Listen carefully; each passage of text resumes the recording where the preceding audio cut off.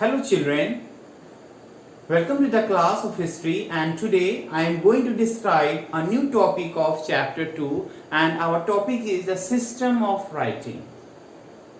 Very easy topic, बहुत आसान है. So in this topic we have to read about in which way the Mesopotamian people write. Okay, तो क्या है इसके बारे में समझते हैं. बहुत ज्यादा आसान है. जैसे छोटा सा एग्जांपल पहले आपको मैं समझा देता हूं. आज suppose that if you have to write anything in English, या छोटे बच्चों को मान लीजिए कि इंग्लिश में अगर हमें लिखना सिखाना है तो क्या सिखाते हैं सबसे पहले? ऑब्वियसली अल्फाबेट सीखते हैं, ए बी सी. ओके, तो अल्फाबेट से उनको हम वर्ड में कन्वर्ट करना सिखाते हैं, जैसे CAT कैट, DOG डॉग, और उसके बाद सेंटेंस बनाना सिखाते हैं. तो ये मेथड है इंग्लिश सीखने का, मतलब राइटिंग के लिए. ठीक जस्ट लाइक हिंदी के लिए क्या होता है, स्वर है, व्यंजन है, क सीखते हैं और उसके बाद उसको शब्द बनाना और फिर बाद में जो है सेंटेंस बनाना सीखते हैं. क्लियर है? लेकिन मेसोपोटामियंस में अगर हम लैंग्वेज की बात करें तो ये बहुत टफ वर्ड था. क्यों? Because that time the Mesopotamian people used different sign instead of language. जैसे अभी हमने यहाँ पे जो है अल्फाबेट का यूज किया है इस बोर्ड पे आपको डिस्क्राइब करने के लिए. तो उस समय मान इस चीज को डिस्क्राइब करना होता है मेसोपोटामियन पीपल को, तो क्या करते? साइन का यूज करते थे, चिन्ह का इस्तेमाल करते थे.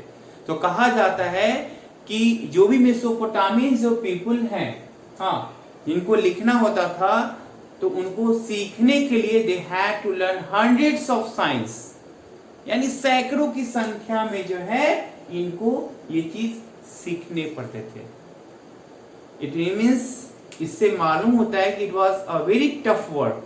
आसान काम नहीं था वो. ओके, तो क्या था?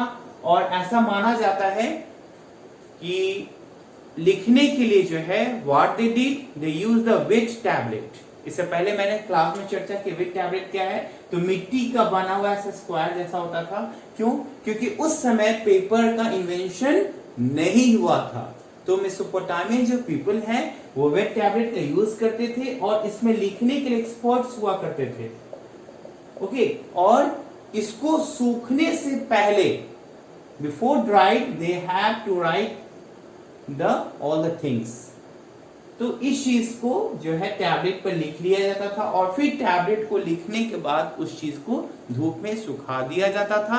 उसके बाद कुछ भी उसमें चेंजेस नहीं हो सकती थी.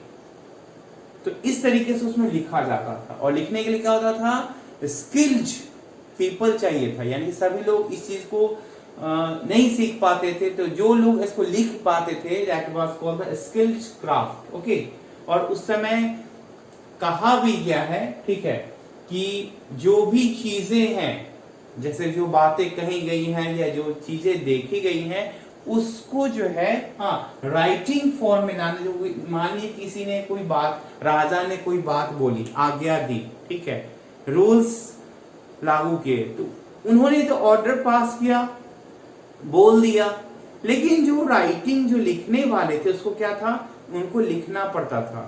तो उसके लिए क्या होता था कि स्पेशल लोग होते थे और इस तरह से वो साइन का यूज करके इस चीज को किया करते थे.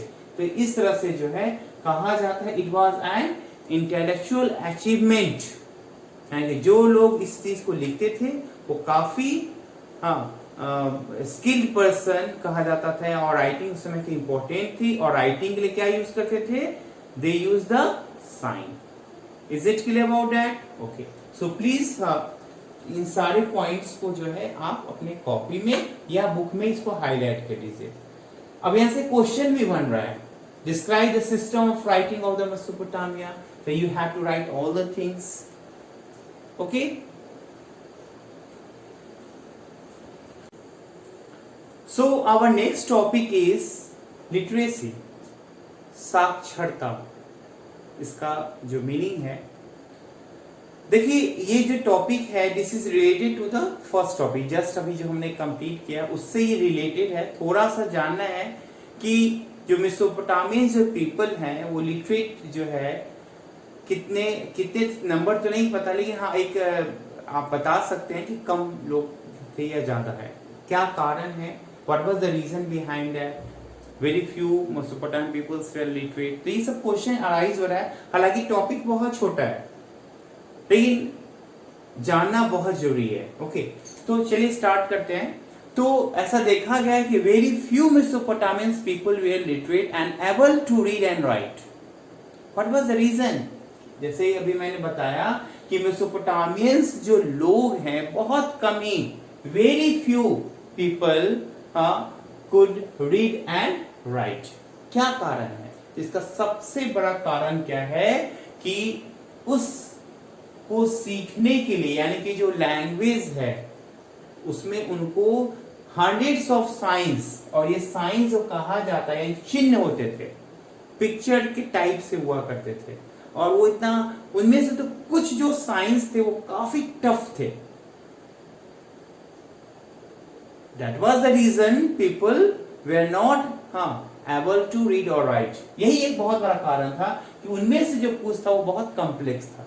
जैसे मान लीजिए कि सभी लोगों को कहा जाए कि स्केलेटल का पिक्चर बनाने के लिए, तो बहुत लोग बहुत कम ही अच्छे से बना पाते हैं, और बहुत लोग बहुत अच्छे भी बना लेते हैं। तो इसी तरीके से यहाँ भी है। मान लीजिए कि कुछ भी लिखना है, जैसे मान लीजिए कि आपको अगर मतलब किंग के बारे में ऐसा कुछ है, तो किंग के बारे में दर्शाने के लिए ऐसा होता था कि उसमें वो साइन जैसे उन्होंने दे दिया इस तरीके से, ठीक है। तो मतलब एक एग्जांपल मैं दे रहा हूं, ठीक है। तो साइन जैसे ये यूज कर लिया, ट्री का देना है तो ट्री के लिए तो मान लीजिए ट्री का दे दिया, तो ये तो इजी है। लेकिन उनमें से कुछ ऐसे जो साइंस थे वो बहुत कॉम्प्लेक्स थे, जटिल थे, जो सीखना सबके बस की बात नहीं थी। इसी वजह से देखा गया है कि मेसोपोटामियन से बहुत कम लोग जो है लिख और पढ़ पाए। यहां तक कि राजा भी, kings were not able to read और राइट, सभी वो भी सारा पढ़ लेते थे, लेकिन वो सारी चीजों को नहीं पढ़ पाते थे। अगर मान लीजिए वो पढ़ लेते थे, if a king could read, तो उसमें क्या होता था? This was recorded in his boastful inscriptions, यानी कि उनकी जो भी अभिलेख है उसमें ये दर्शाया गया था कि राजा ने इस चीज को पढ़ा है। तो ये रिकॉर्ड से हमें मालूम पड़ता है, ठीक है, कि राजा भी जो है हर चीज को नहीं पढ़ पाते थे, और जिस चीज को पढ़ लेते थे उस चीज को इंस्क्रिप्शंस में मेंशन किया जाता था, रिकॉर्ड किया जाता था। एक और चीज है, तो कैसे राजा पढ़ते थे क्वेश्चन होता था। तो इसके लिए क्या था? An official would have to read out to the king, यानी कि राजा के दरबार में जो है उस टाइम में अगर कोई लेटर है उसको पढ़ने के लिए जो है ऑफिशियल हुआ करते थे, मंत्री या कोई नियुक्त किया जाता था जिनका काम ही होता था उसको पढ़ के राजा को सुनाना। और इसमें सबसे बड़ी खूबी क्या थी, फीचर क्या था, कि जो राइटिंग जो है वो रिफ्लेक्ट करता था कि in which mode the speaker has told that thing. इस चीज को समझने के लिए थोड़ा सा बुक में आपको जाना पड़ेगा, इसमें आपको बता दे रहा हूं, because that is what not important. ये जानना जरूरी है कि ये मोड क्लियर था, लेकिन क्या है उसके बारे में बहुत जरूरी नहीं है, फिर भी मैं आपको बता दे रहा हूं। जैसे oh my Lord, this is your servant ABC, मैं आपका नौकर हूं, the work you have given I have completed that thing. तो इस तरीके से जो है जो स्पीकर की मोड है उसमें रिफ्लेक्ट होती थी कि कैसे वो बोल रहा है। तो ये आपको क्लियर हो गया, ठीक है। जो क्वेश्चंस मैंने बताया कि प्लीज इसको भी आप मेंशन कर लीजिए। Our next topic is the usage of writing, यानी कि लेखन का प्रयोग। इस टॉपिक्स को एकदम छोटी सी स्टोरी के माध्यम से आपको बताना चाहिए। छोटी सी कहानी है, आप ध्यान दीजिएगा, समझ में आ जाएगा। तो जैसे हमारा महाभारत है, जो इपिक है, बहुत बड़ा महाकाव्य जिसको कहा जाता है, और उसी प्रकार जो है एक सुमेरियन इपिक है, ठीक, एक बहुत पोयम की इपिक है, और इस एपिक में जो राजा इमरकर, ठीक है, इनके बारे में बातें लिखी गई हैं। और इमरकर जो राजा है कहाँ के थे? वो उर्क के थे। उर्क के बहुत प्राचीन राजा थे, उनके बारे में कहानी है। और कहा जाता है कि उर्क एक बहुत ही सुंदर शहर था, सुसज्जित शहर था, और वहां के लोग व्यापार वगैरह नहीं जानते थे, कुछ भी ट्रेड वगैरह नहीं जानते थे। और ये व्यापार अगर देन है तो इमरकर जो है उनके द्वारा ही है। कहानी यहाँ से शुरू होती है कि इमरकर को अपने मंदिर को सजाना चाहते थे, और उसके लिए उनको जो है कीमती पत्थर जैसे लापिस है, लजौली है, सिल्वर है, तो इन सब चीजों की जरूरत थी। तो उन्होंने क्या किया, एक अपना दूत जो है, हाँ, कहाँ भेजा? अरट्टा, नाम याद रखिएगा। उन्होंने अपना एक दूत अरट्टा को भेजा कि जाओ वहां से ये सारी चीजें लेके आओ। और वो दूत रात को तारों की रोशनी, हाँ, चांद की रोशनी, उस चीज को देख करके वो चलता था, और दिन के समय वो सूरज की रोशनी को फॉलो करता था। इस तरह से उसने कई सारे जो है, हाँ, जैसे कि कहा जाता है कि 6 माउंटेन जो रेंजेस हैं, 5 माउंटेन रेंजेस, इस सब चीजों को, कई सारे घाटियों को वो पार करते हुए गया। जब ऊपर वो घाटी पे पहुंचा तो उसने देखा, उसको वैली छोटा नजर आया, ठीक है, और नीचे आने पे जो है वहां के जो है सूसा एक शहर है उसी में, ठीक है, तो वहां के लोगों को सैल्यूट किया। क्यों? क्योंकि इस दूत ने जो है काफी सारे जो है पहाड़ को जो है वो रेंज को जो है, यानी काफी बड़ी यात्रा की थी, इतने बड़े पहाड़ को उसने पार किया था। और जब अरट्टा जो गया, लेकिन अरट्टा जो है वहां के मुखिया से उसे जो मंदिर को सजाने के लिए जो है लापीस हैं, या जो बहुमूल्य रत्न जिसको बोल सकते हैं, वो उसको नहीं मिला। वो राजा के पास खाली लौट आया। और इस तरह से राजा ने फिर जो है उसको बार बार अगेन एंड अगेन जो है अपने उस मैसेंजर्स को ही सेंट मेनी टाइम्स।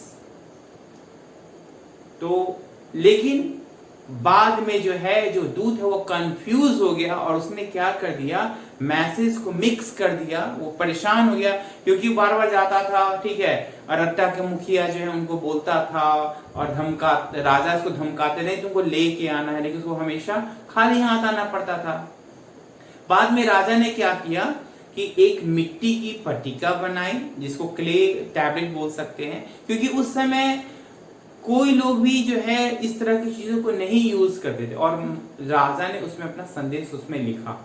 ओके, फिर वो जब अरट्टा के पास, जो मुखिया के पास वो दूत गया, तो उसने उस पट्टिका को देखी, एग्जामिन किया, और उसको काफी उसकी भौहें तन गई थी, क्योंकि उसने ऐसी चीजें कभी नहीं देखी थी।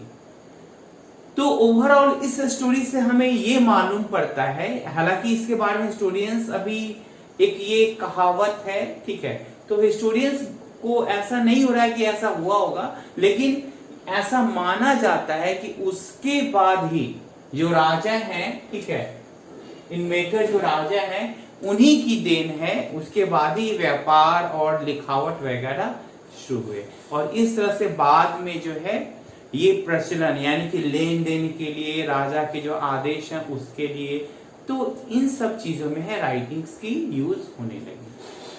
तो I hope you have understand all the things, and please write down all the questions, form the question, जो भी क्वेश्चंस बन सकते हैं उसको बनाइए और अच्छे से तैयारी करिए, and see you in the next class. Okay, bye.